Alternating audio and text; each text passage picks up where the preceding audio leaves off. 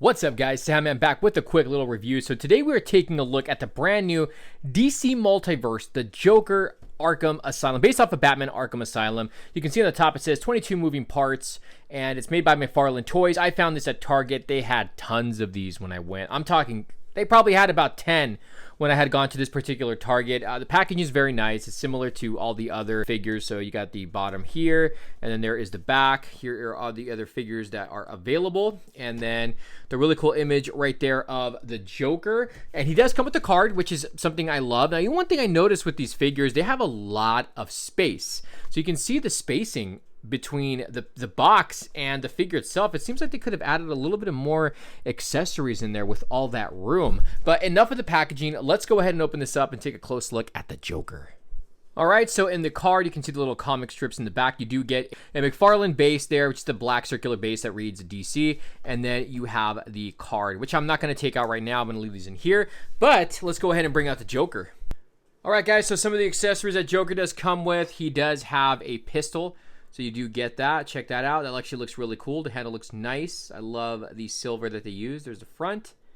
So you do get it. Does this cock back? No, it doesn't. So you get the pistol, and then you get the little snapping teeth. Now, I forget what you actually call these. You guys can let me know in the comments below if you know the actual name of these. They are a little bit on the dirty side. I think that's the way they're supposed to look. The wind-up part doesn't actually wind up, so don't try to mess with that because you will break it off. So you have a closed version, you can see. And then you have an open mouth version. Now, I kind of find that personally as a waste. I think, they should have just given us one with an open mouth, one that opens and closes with articulation. Like, why did they have to give us, two of these? Yeah, they could have given us another accessory, but that's just me. So those are the accessories that Joker does come with. Now, the figure himself looks pretty good. I wish I had my DC Collectibles one. I have that somewhere in a bin, and I wanted to do some comparisons. Overall, I do like the head sculpt. I think it looks really cool. You got a really creepy look on the Joker's face. The paint apps look pretty clean for the most part. I got a little bit of a smudge right there on the neck. I like the hair. I like the receding hairline. And then you have the green hair with a little bit of black on there. The outfit looks great. You can see a lot of the detailing right there in the coat that he's wearing. Got some little ruffles right there on the sleeves. It's like as part of the undershirt. And then you have the undershirt here. Actually, let's take a look at the belt. Look at the detailing there. And in the undershirt, I love the colors. You can see the buttons and the stitching. You have his little flower right here on the right side pocket. A little bow tie. The white skin looks really, really nice. It's got a huge chin. Big old nose. Head sculpt looks pretty good. It does look good. Like I said, I wish I had the DC Direct one to compare because honestly, I still think that one is the better one. He does have... I like the detailing that they added on the gloves. See the texture on there? It looks pretty good. And then you have the chain. I wish the chain would have been like an actual chain, like a separate piece. I think that would have looked really awesome. And in the back, you have the split of the jacket. This is a soft rubber material, so it is kind of like a separate piece here. That's pretty cool. You can actually lift that up. And then you have his shoes. Again, one thing with Mcfarlane, you can see a lot. He does a lot of really nice sculpting. Look at that. See the detailing in the pants? It looks really, really nice. And then you have the bottom right there of the shoes. So overall, I think this is a great looking figure. You can see a button right there. See that? Little detailing on that too. Just attention to detail. Look at that. I just love the extra details that they put like in the sleeves or on the coat themselves. I think it just looks fantastic. Now let's go ahead and see if he can hold on to his weapon. All right, so I got him to hold on to his gun. Look at that. He holds on to that sucker perfectly. Can wiggle it around, shake it around. It's not going to fall out.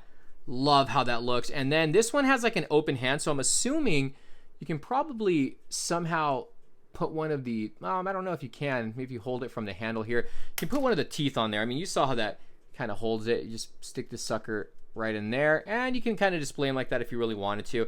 Now, in the way of the articulation for the Joker, the head can rotate. It does go up and down. It does go it's got a good range of motion compared to the other figures. The arms go in and out, very smooth, forward and back. Double jointed at the knees. Look at that. You can get that pretty far.